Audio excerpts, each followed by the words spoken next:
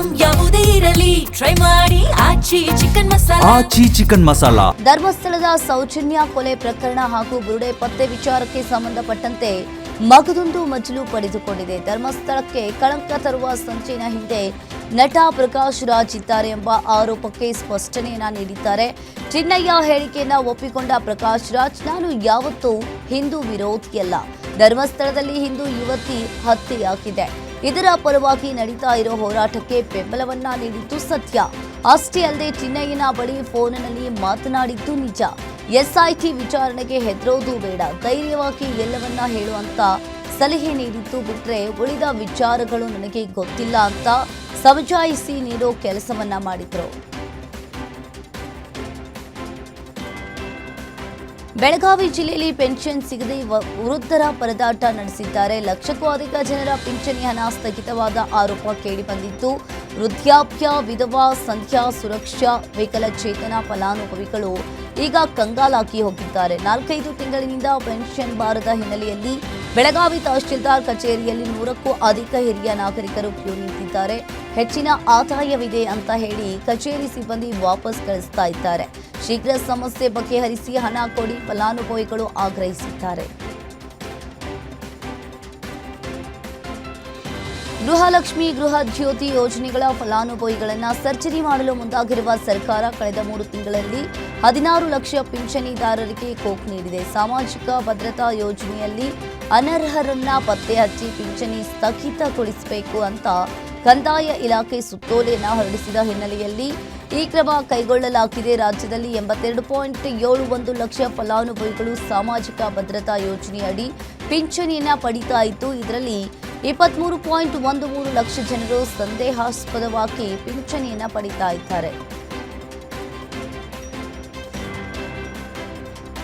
ಗೃಹಲಕ್ಷ್ಮಿ ಯೋಜನೆ ಪರಿಷ್ಕರಣೆಗೆ ವಿಜಯಪುರದಲ್ಲಿ ಮಹಿಳೆಯರು ವಿರೋಧವನ್ನ ವ್ಯಕ್ತಪಡಿಸಿದ್ದಾರೆ. ಎಲ್ಲಾ ಮಹಿಳೆಯರಿಗೂ ಅರ್ಜಿ ಹಾಕುವುದು ಕಷ್ಟ, ವಿಕಲಚೇತನರು, ವೃದ್ಧರಿಗೆ ಅರ್ಜಿ ಹಾಕೋಕೆ ಕಷ್ಟ, ಬಡ ಮಹಿಳೆಯರಿಗೆ ಯೋಜನೆ ಅನುಕೂಲ ಆಗಬೇಕು, ಇದಕ್ಕಿಂತಲೂ ಮಕ್ಕಳಿಗೆ ಅನುಕೂಲ ಆಗುವಂತೆ ಮಾಡಲಿ ಅಂತ ಸರ್ಕಾರಕ್ಕೆ ಮಹಿಳೆಯರು ಆಗ್ರಹಿಸಿದ್ದಾರೆ.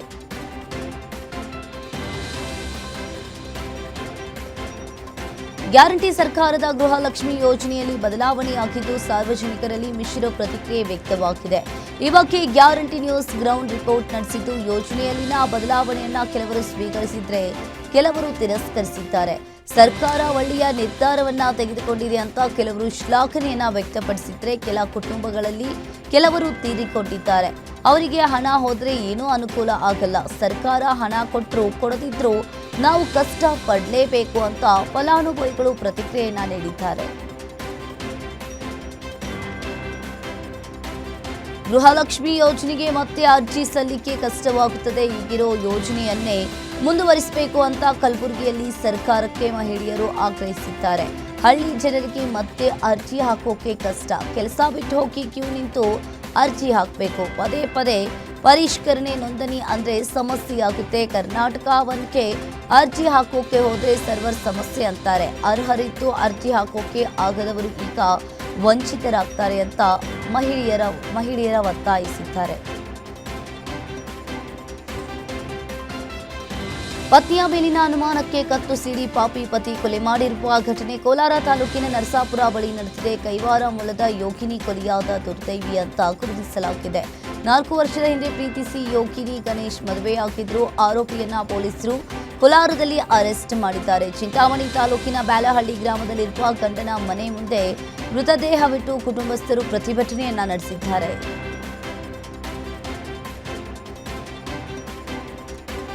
ಸ್ನೇಹದ ಹೆಸರಿನಲ್ಲಿ ಮನೆಗೆ ಬರ್ತಾ ಇದ್ದ ವ್ಯಕ್ತಿಯೊಬ್ಬ ತನ್ನ ಸ್ನೇಹಿತನ ಹೆಂಡತಿಯನ್ನೇ ಕರೆದುಕೊಂಡು ಓಡಿ ಹೋಗಿರುವ ಆಘಾತಕಾರಿ ಘಟನೆಯೊಂದು ಮಂಡ್ಯ ಜಿಲ್ಲೆಯಲ್ಲಿ ಬೆಳಕಿಗೆ ಬಂದಿದೆ. ಈ ಘಟನೆಯು ನಾಗಮಂಗಲ ತಾಲೂಕಿನ ಶಿಕಾರಿಪುರ ಗ್ರಾಮದಲ್ಲಿ ನಡೆದಿದೆ. ಓಡಿ ಹೋದ ಜೋಡಿಯನ್ನ ಪವಿತ್ರ ಮತ್ತು ಯೇಸುದಾಸ್ ಅಂತ ಗುರುತಿಸಲಾಗಿದೆ. ಶಾಕಿಂಗ್ ವಿಚಾರ ಅಂದ್ರೆ ಇವರಿಬ್ಬರಿಗೂ ಈಗಾಗಲೇ ಮದುವೆಯಾಗಿದ್ದು, ಇಬ್ಬರಿಗೂ ತಲಾ 2 ಮಕ್ಕಳಿದ್ದಾರೆ. ಇಬ್ಬರು ವಿವಾಹಿತರು ತಮ್ಮ ಸಂಸಾರ ಮತ್ತು ಮಕ್ಕಳನ್ನ ಬಿಟ್ಟು ಪರಾರಿಯಾಗಿರುವುದು ಕುಟುಂಬಸ್ಥರಲ್ಲಿ ತೀವ್ರ ಆಘಾತವನ್ನುಂಟು ಮಾಡಿದೆ.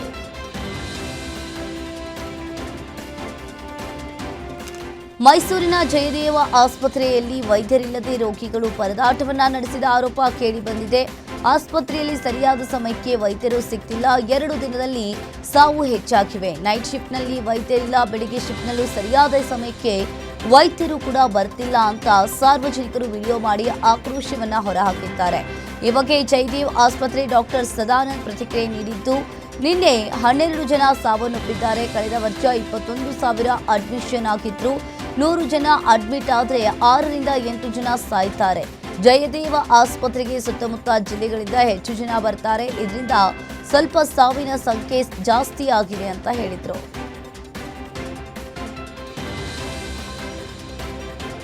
ಕಲಬುರಗಿ ಬಳಿಕ ಚಿಕ್ಕಬಳ್ಳಾಪುರ ಜಿಲ್ಲೆಯ ಗುಡಿಬಂಡೆಯಲ್ಲಿನ ಸರ್ಕಾರಿ ಶಾಲೆಯ ಕಟ್ಟಡಗಳು ಶಿಥಿಲಾವಸ್ಥೆಯಲ್ಲಿದ್ದು ಮಕ್ಕಳ ಸುರಕ್ಷತೆಗೆ ಅಪಾಯವನ್ನುಂಟು ಮಾಡ್ತಾ ಇದೆ.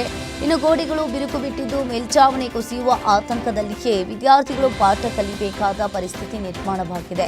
ಪ್ರಾಣ ಕೈಯಲ್ಲಿ ಹಿಡಿದು ಪುಟಾಣಿ ಮಕ್ಕಳು ಪಾಠವನ್ನ ಕೇಳ್ತಾ ಇದ್ದಾರೆ. LKGಯಿಂದ 8ನೇ ತರಗತಿಯವರೆಗೂ 310 ವಿದ್ಯಾರ್ಥಿಗಳು ವ್ಯಾಸಂಗವನ್ನ ಮಾಡ್ತಾ ಇದ್ದಾರೆ. ಹೊಸ ಕಟ್ಟಡ ನಿರ್ಮಾಣಕ್ಕೆ ತಕ್ಷಣ ಕ್ರಮ ಕೈಗೊಳ್ಳುವಂತೆ ಮನವಿಯನ್ನ ಮಾಡಿದ್ದಾರೆ.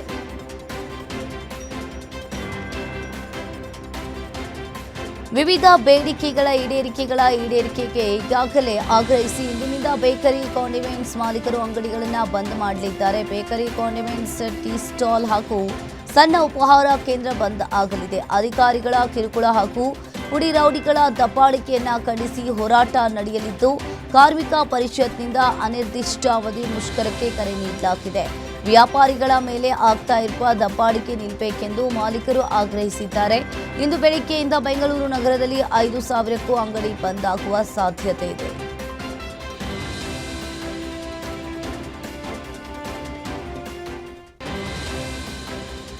ಹಾವೇರಿಯ ಯುವ ರೈತರು ಟ್ರ್ಯಾಕ್ಟರ್ನಲ್ಲಿ ಗೋವಾಕ್ಕೆ ಜಾಲಿ ರೈಡ್ ಮಾಡಿದ್ದಾರೆ. ಶಿಶುವಿನಾಳ ಗ್ರಾಮದ ಮೈಲಾರಪ್ಪ ಮಾಯಕ್ಕನವರ್ ನೇತೃತ್ವದಲ್ಲಿ 17 ಯುವ ರೈತರು ಟ್ರ್ಯಾಕ್ಟರ್ನಲ್ಲಿ ಗೋವಾಕ್ಕೆ ಟ್ರಿಪ್ ಹೋಗಿದ್ದಾರೆ.